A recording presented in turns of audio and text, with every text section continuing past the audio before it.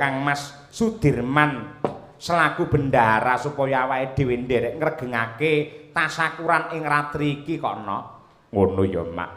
Kaya ngono kuwi lan uga tansah ndedonga marang purbane Hyang Agung mligining wewengkon Kabupaten Madiun. Kepiye Mak? Wis muga-muga perjuangan dari Bapak Hari Wuryanto bisa nggawa harmonis tumrape Kabupaten Madiun ya Amin ya rabbal alamin. Kaya mengkono mboten kata lumpen ing kota Madiun semanten ugi lantaran Mas Boni Laksamana lan ugi Mas Bagus Rizky muga-muga ing kota Madiun tansah pikantuk bonus saka Hyang Agung. Iya ngono ya Mak. Kaya mengkono kuwi sembodo Kang Jinangka. Nduk kaya mengkono dasare wong sing jenenge pencak silat kuwi uga diarani seni. Ya. Wong perang kae ora kok njur perang utawa piye ning ya seni perang. Iya, le ngatur strategi kuwi. Mula raneh ramuka lamun to PSHT cedhak karo sing jenenge kesenian, cedhak karo budaya, cedhak karo jati diri bangsa wujude wayang kulit. Wiwit mbiyen mula wis dadi tradisi, wis dadi ciri khas identitas. Saben-saben nganakake pahargyan apa wae ora kepareng ninggalake sing jenenge budaya. Iya, bener Mak, bener.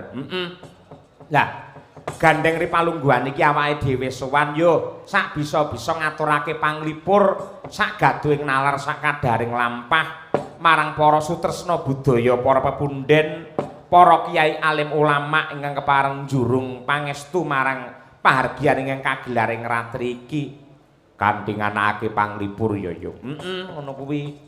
Dasare awake dhewe sowan ya jangkep sowan komplit saka paguyuban Madangkara sak warangganane sing cacahe ana 7. Ya, iki mulek wae ning Madiun ya, Mak. Saiki neng kene sesuk bengi awake dhewe ning Wanasri. Oh iya, sesuk bengi. Lan iki ana informasi mendadak meneh lamun to tanggal 1 November 2024 awake dhewe sowan ning PG Rejo Agung wis pirang-pirang taun rasuwan alhamdulillah sok syukuran PG Rejo Agung awake dhewe piniji sowan wayangan meneh. Iya, alhamdulillah, alhamdulillah. Minangka salam pambuka arep ngaturake apa? Ripalungguhan iki larase Slendro Patete Songo. Apa kuwi? Madiun Jakarta, ya toh. Janji rukun tetap merdeka menghadapi pilkada mbuh kuwi gubernur apa dene wali kota lan bupati. Muga-muga ing kene tansah guyub rukun, ayem tentrem jenjem permanem. Iya, bener Kang kaya mangkono. Monggo para kadang dipun aturaken lelagon Madiun Jakarta. Monggo Cok dados.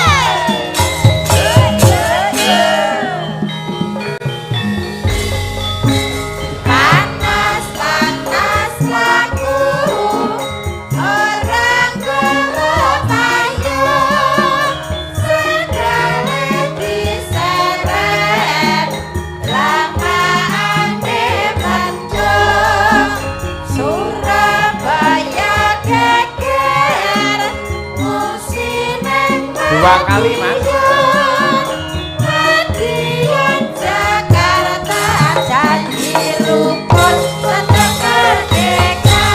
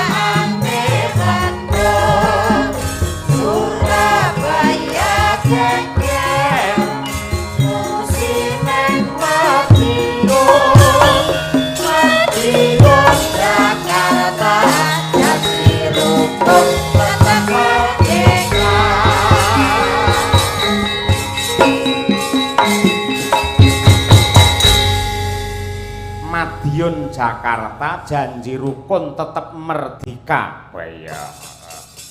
Ngono ya, Mak. Ya karo nembang ya karo nyenyuwun marang purbane Hyang Agung supaya kabeh panyuwune para warga ingkang hanjok marang katentreman karahayon dikabulake dening Gusti ingkang murba jagat ya, Nok. Ya. Malah iki ana nawala kanthi dawuh ya kuwi selamat tasakuran warga baru dan Rakernas Pusat Persaudaraan Setia Hati Terate. Dari manajer pelatih SH Terate minta lagu Gugur Gunung dan juga Sarung Jagung Kinarto Sabdo. Wah ya. Diaturake sing klasik luwih dhisik. Sarung Jagung larase pelok pantete barang. Nyuwun pambiyantu karo Ibu Sukesi Rahayu sarjana seni magister seni. Coba mang jumeneng luwih dhisik. Jumenenge dikormati nganggo Gugur Gunung lho. Ayo men sayuk kompak rukun semangat untuk PSHT. Yo.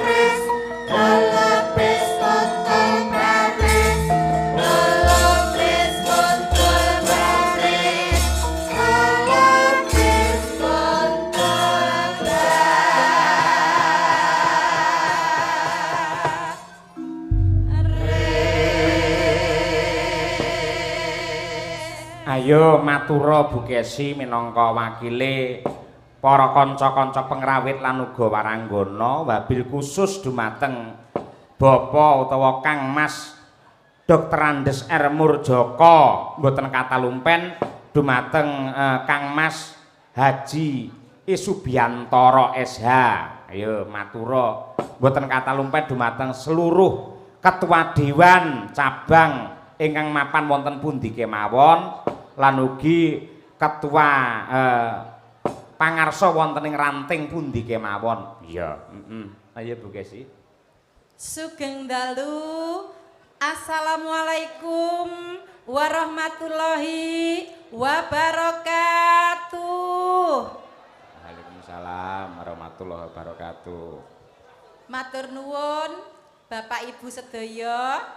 Dalu niki kula jan remen sanget sak kanca-kanca dipun timbali keluarga besar PSHT wonten ing pusat Madiun mriki.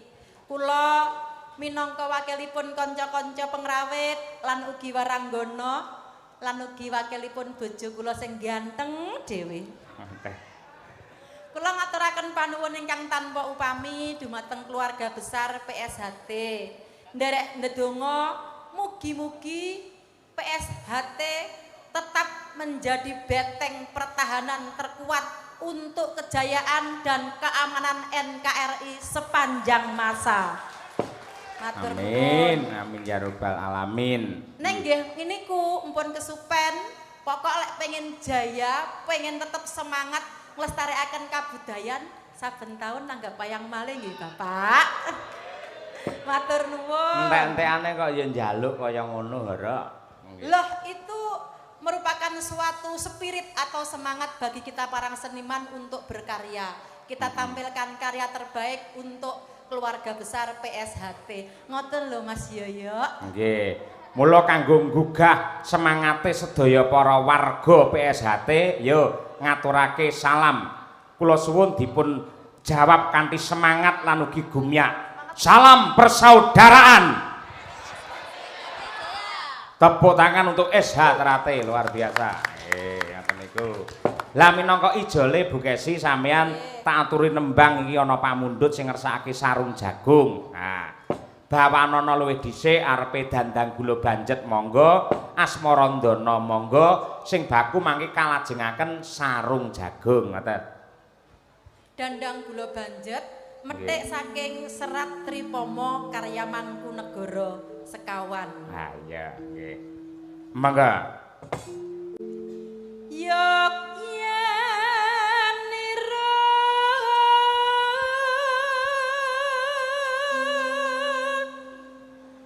kang para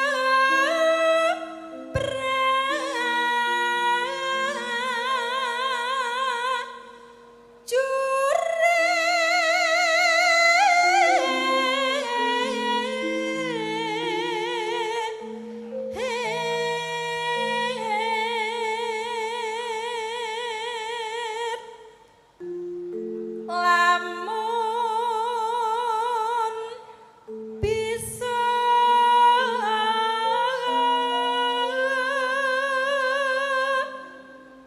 samya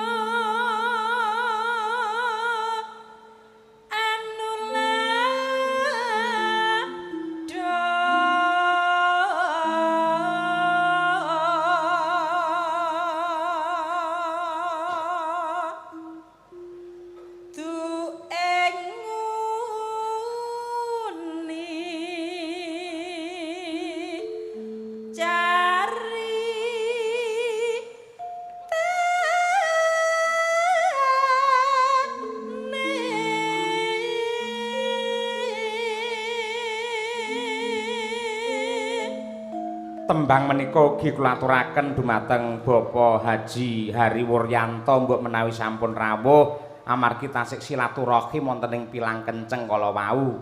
Ya, dieling-eling sok tanggal selawe awake dhewe sowan dalam rangka ulang tahun Arta Kencana mapan woning wana asri.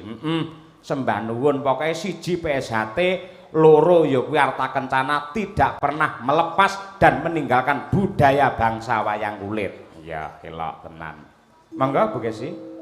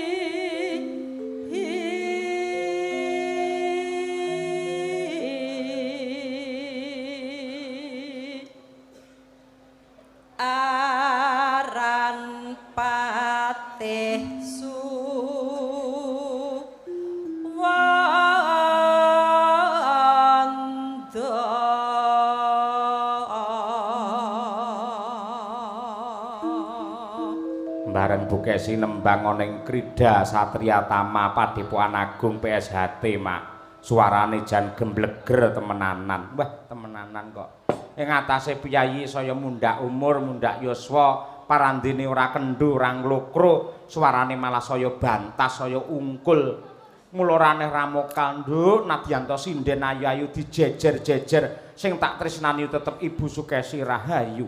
Wah. Kuwi tenan, wo temenanan nduk kaya ngono kuwi. Men bojoku seneng ngono lho. Ayo. Lho pancen sing dadi semangat uripku, sing dadi spirite uripku iku ya karena cintamu yang betul-betul karo aku tenanan lho, Pak. Ibarate awake dhewe iki menikah wis 15 tahun. Ning selama 15 tahun ini aku kok durung krungu sampean njaraki cah wedok nyenengi cah wedok utawa duwe demenan aku durung tau krungu. Lha pancen nyatane ngono. Ayo, nyatane kaya ngono kuwi. Lah ya sampean 15 tahun anake sepapat, elek-elek aku ki ya nuwun sewu ya anak kaji, bapake ya mubalek, bapakku ki ya dalang. Buktine ayo, kapan aku njaraki wong wedok liya yen nek sampeyan ra tau bukesi. Malah ora nglimpe lek kuwi jenenge. Aja ngono, sing lahir batin lek mun tresnani aku, Pak. Jangan sembunyi-sembunyi pokoke. Ya tenan lho. Heeh, ora bakal sembunyi. Tak ketokke kok. Ayo. Tresnaku marang sliramu. Ayo. Ya kan disekseni karo para pini sepuh ing keluarga besar PSHT kene iki ning Mbah Dirman barang wae. Ayo. Pokoke lek sampe nakal aneh-aneh, boloku sakmene mbeyan kabeh pesilat PSHT lek sampe ning Medion sampean ngantek duwe pacar. Awas tak kandhake karo Mbah Dirman. Apa aku wedi karo Mbah Dirman? Wis to, Mbah Dirman kon maju, aku tak mundur engko. Malah ora. Mangga.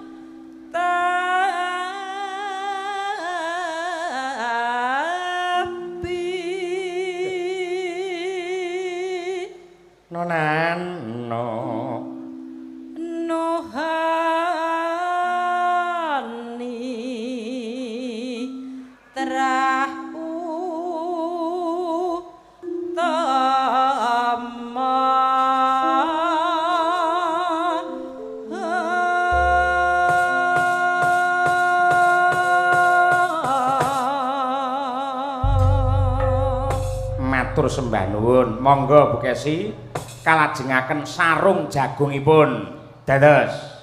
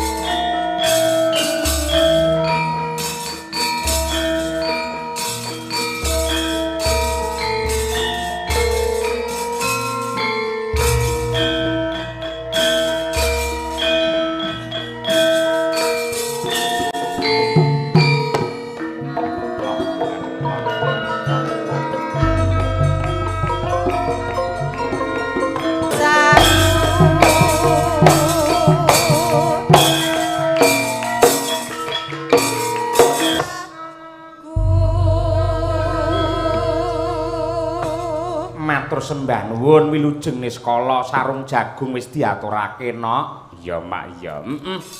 Inti sarine ya kuwi tasakuran mongko kowe lak ya wis ngerti lamun to sapa menungsa sing gelem nyukuri kanikmatane pangeran yekti bakal ditambah ing reh nikmate. Iya. Kosok baline sapa sing ora gelem nyukuri kanikmataning Gusti malah nampa pasiksan sing abot ya Mak. Mula wujud rasa syukur sing ditindakake iki yektine bisa nganggo telung cara no. Telung cara ki apa wae, Mak. Ingkang sepisan ya kuwi syukur sarana ati, angka loro ya kuwi syukur sarana lati. Ewadine ingkang angka telu ya kuwi syukur sarana pakarti. Sarana ati kuwi piye? Sadar lan percaya sakjroning batin lamun to kabeh kanikmatan kuwi peparing saka Gusti ingkang nyipta jagat kuwi sarana ati. Banjur sarana lati utawa lisan ya kuwi kanthi ngucapake atur panuwun marang pangeran awit kamurahan kanugrahan kang wis diparingake. Dening kang pungkasan ya kuwi syukur sarana pakarti utawa tumindak ya kuwi kanthi nindakake perintah lan ngedohi cegah lan nggunakake kanugrahan kanikmatan saka Gusti mau kanggo srana sing becik, kanggo srana awake dhewe saya nyedak marang agama lan uga nyedak lawan Gusti ingkang yasa jagatna. Iya, ngono ya Yung.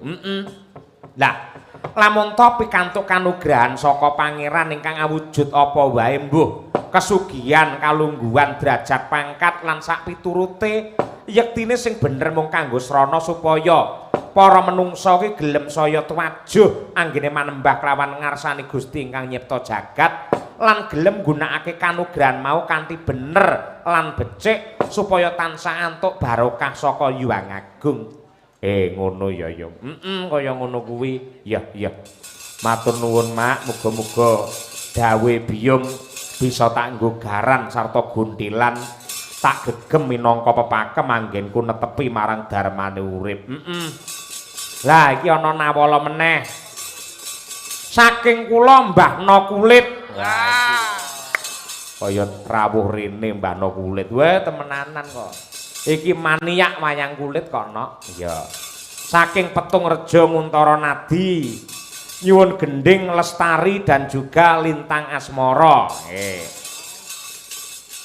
Selamat untuk PSHT tetap jaya sepanjang masa. Nggih. Katur dumateng Mbah Gunung, Mbah Trimo, Mbah Prayitno Pingkuk, Pak Sun, lan ugi Pak Saibul, Pak Panjianom. Wah iya ngono. Nggo diaturake ya, Mak. Diaturake ora perlu mengko saiki. Ya. Ngaturake apa dhisik. Iki Lintang Asmara sing lagi tren, sing lagi naik daun. Duet iki. Sing ngatar duet sapa? Nyuwun kelawan Mbak Birgita Ayu sing saka Kota Tahu Kediri karo Roko Mas Muhammad Taslim. Wah iya. Coba kaya apa mang jumeneng Mas Taslim kali Mbak Birgita ngaturake pamundhute Mbahna Kulit. Yo. Kutak tang tak dang dang dang dang. Yuk berpacu dalam melodi. Yuk.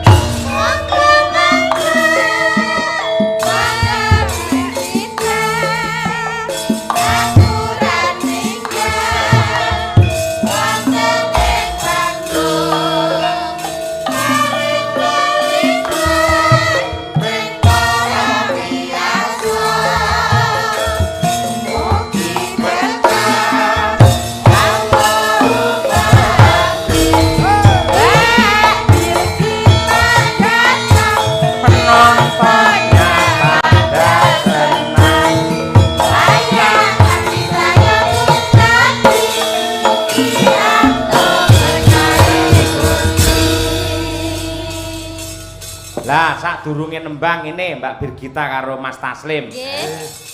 Zaman saiki lek akeh to fenomena saka anak-anak muda sing mergo kurang ing bab kesetiaan dan kesucian cinta, akhirnya bentik utawa akhirnya pedhot utawa putus anggene pacangan. Lah, saiki ngene, gawe drama etok-etoke Mbak Birgita ki pancen ya pacaran karo Mas Taslim, tur ya Mbak Birgita lahir batin setya cinta lahir batin karo Mas Taslim. Dasare apa wae sing dijaluk karo Mas Taslim mesti diwenehke, yen perlu jiwa ragane dinehke karo Mas Taslim. Ayo. Lah, le tresna abote nganti kaya ngono kuwi ndelalah Mbak Birgita weruh lamun to Mas Taslim malah selingkuh karo cah budhe ngono Apa kaya apa? Ngono kuwi. Kira-kira ekspresimu sebagai seorang Birgita Ayu ngerti pacangamu sing kok tresnani banjur selingkuh karo wanita liya, kira-kira piye? Sampak nenem. Ayo men gumyak, men greget. Yo.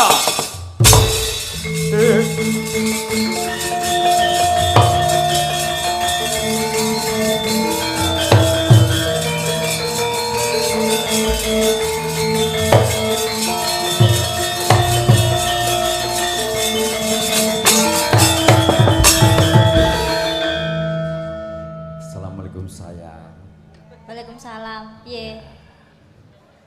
Mbok diulati sing padang lho bojo teko. Ya mah, sampean ora mulih pirang dina, aku ya ora goleki. Tak WA ya ora balesi. Aku wis kadung kesel atiku Mas, wis kadung kesel karo sampean. Nganti aku ki meh goleki sampean wis moh wegah. Ora usah goleki aku neh. HP ku rusak sayang. Nah, iki alasan sing apik ya iki. Ora HP-ne rusak ya pulsane entek ngono ya. Wong lanang kakean alasan.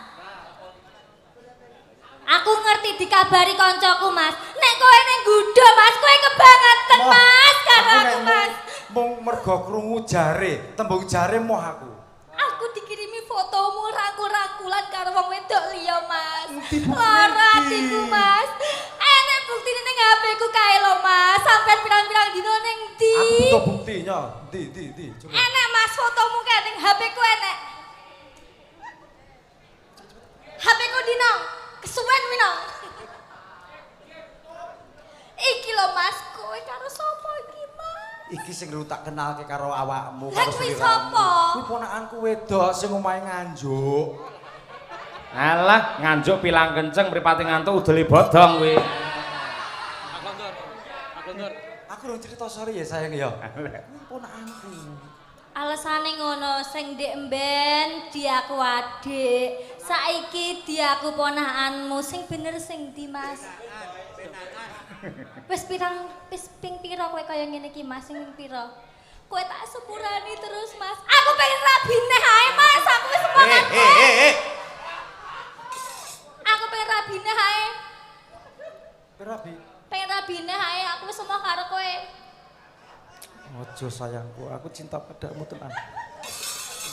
Jiwa ragaku mung kanggo sliraimu. Sliramu. Tenan. Sing lanang njaluk ngapura ya to. Akhire suwe-suwe sing wedok ya goglok rasane, akhirnya bersatu lagi. Lah ngono lho. Ayo. Aku duwe syarat aku pokoke. Syaratnya piye? Pokoke aku tukokno Innova, nek gak Innova aku mau nyepurani kowe, Mas. Duweke Terios kae lho. Ijolno Innova sesuk, Mas. Siap. Nek ra Innova aku ra cinta, Mas.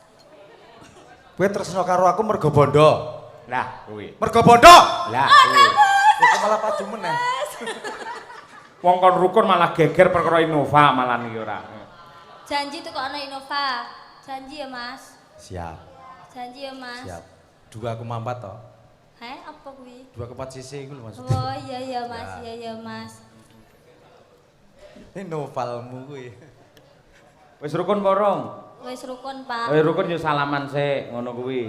Walaupun terjadi permasalahan apapun, konflik apapun, kalau kita bijaksana maka kita bisa berdamai dengan siapapun, bahkan alam seisinya. Lah ngono kuwi. Entek-entekane. Intisarine ngono mau ya Mas. Iya ngono kuwi. Setiap manusia kan tidak bisa lepas dengan permasalahan.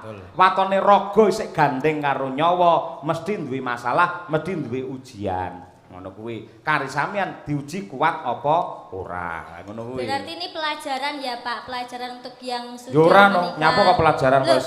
lah kan Sekolah ae pelajaran ora. Gitu Pak, ini tenanan loh Pak, serius iki Pak. Heeh. Pelajaran untuk yang menikah atau yang sudah mempunyai hubungan itu berarti harus setia ngono toh Pak. Iya. Berarti nek diselingkuhi kudu dimaaf nih Pak. Ya dimaafke dandane pakarti sing elek didadekne sing becik supaya ke depan ki tetep bisa apik sak teruse ngono. Ngono ya Pak. Berarti, Jujur ah kowe. Berarti nek aku selingkuh bolak-balik ngono ya gak apa-apa ya Pak. Denggelmu mlocot lek kuwi. Lah kuwi hobi kuwi kowe. Nggih Pak, sugeng dalu ngaturaken wilujeng dalu kagem sedayanipun nggih Pak. Nggih. Kula enten pantun Pak. Pantune piye? Tuku pandan, terus karo tuku kayu.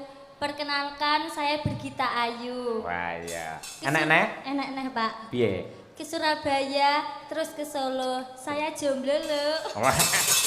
Entek-entekane kok pamer. Ora. Lah menawa ning kene iki aku entuk jodoh warga kene lho Pak. Dadi ben. Hah? Aku ki ya pas nyindanune enek sing melindungi ngono lho Pak. Sopo? Biar menawa ning kon enek sing lanang sing nakali aku langsung disilat. Set. Sapa wong lanang sing nakali kowe iki sapa? Wong kowe dhewe sing malah nakali wong lanang kok. Aja diomongne to Pak. Aja diomongne. Nggih. Lintang Asmoro Mas Lintang Asmoro. Taslim dan Spesial. juga Mbak Birgita setelah padu saiki rukun harus romantis dan saling setia. Setia ya Pak. Nggih. Dia sampai Sampai mau memisahkan. Wah iya nggih. Yuk dados Lintang Asmoro. Yuk.